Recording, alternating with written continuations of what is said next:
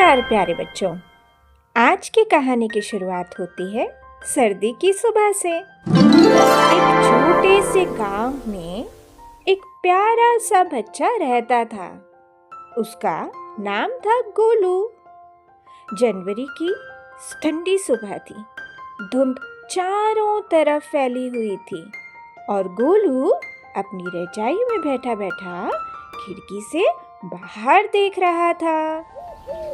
अचानक उसने देखा कि बाहर लोग लकड़ियां इकट्ठा कर रहे हैं। गोलू बोला, माँ, आज सब लोग लकड़ियां क्यों जमा कर रहे हैं? माँ मुस्कुराई और बोली, क्योंकि आज लोहड़ी है बेटा।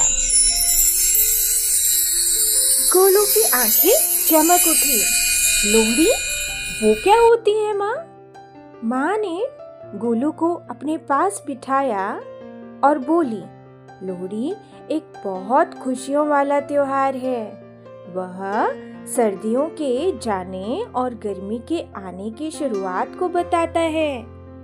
इस दिन हम आग जलाते हैं ताकि ठंड दूर हो जाए और सूरज देवता को धन्यवाद कह सके। गोलू बोला, हम सूरज को धन्यवाद क्यों कहते हैं? माँ बोली, क्योंकि सूरज की रोशनी से ही हमारी फसलें उगती हैं। तभी दादाजी भी आ गए। उन्होंने कहा, बच्चों, लोहड़ी खासकर किसानों का त्योहार है। जब गेहूं की फसल खेतों में अच्छी तरह बढ़ने लगती है तो किसान खुश होकर लोहड़ी मनाते हैं। गोलू ने पूछा, क्या इसलिए सब इतने खुश हैं? दादाजी ने हंसते हुए कहा, हाँ, यह मेहनत की खुशी का त्योहार है। शाम होते होते गांव में अचानक बहुत रौनक हो गई। सबने नए कपड़े पहने थे। गोलू ने भी अपनी ऊनी टोपी और जैकेट पहनी। बीच मैदान में एक बड़ी आग जलाई गई। चारों तरफ लोग गोल घेरा बनाकर खड़े हो गए। माँ ने गोलू के हाथ में दी कुछ चीजें, मूंगफली, रेवड़ी, पॉपकॉर्न और गज्जक।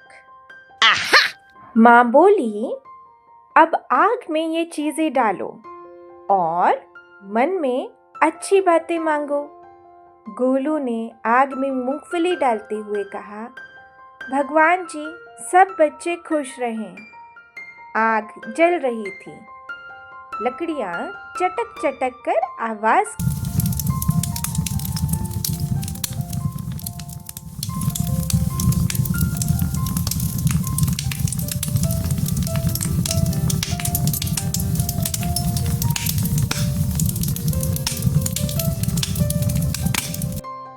फिर सब ने मिलकर गाना शुरू किया। गोलू भी ताली बजाने लगा। कुछ लोग भांगड़ा कर रहे थे तो कुछ लोग गिटार। गोलू हंसते हंसते बोला, लोहड़ी तो बहुत मजेदार है। लोहड़ी की सबसे प्यारी बात थी सब कुछ मिल बांटना। गोलू ने अपनी रेवड़ी अपने दोस्त पिंटू को दी। पिंटू ने उसके बदले उसे गज्जक दी। दादाजी बोले, लोहड़ी हमें सिखाती है मिलकर रहना, खुशियां बांटना और सबका धन्यवाद करना। रात को घर लौटते समय गोलू ने माँ से पूछा, माँ, लोहड़ी का सबसे बड़ा मतलब क्या है? माँ बोली, लोहड़ी हमें सिखाती है ठंड के बाद गर्मी आती है, मेहनत का फल मिलता है और खुशियाँ बांटने से बढ़ती हैं। गोलू ने आसमान की ओर देखा। तारे चमक रहे थे और आग की गर्माहट अब भी उसके दिल में थी। गोलू बिस्तर में लेटा और बोला, अगली लोहड़ी में मैं और भी अच्छे काम करूंगा। माँ ने उसके माथे पर प्यार से हाथ रखा और धीरे धीरे गोलू सो गया। और सपने में भी आग जल रही थी, गीत बज रहे थे और खुशियाँ नाच रही थी। दोस्तों, अगर आपको यह लोहड़ी की छोटी सी कहानी पसंद आई हो तो लाइक करना, शेयर करना और हाँ, चैनल को सब्सक्राइब करना मत भूलना। बचपन स्टोरी टीवी की तरफ से आपको लोहड़ी की ढेर सारी शुभकामनाएं। Subscribe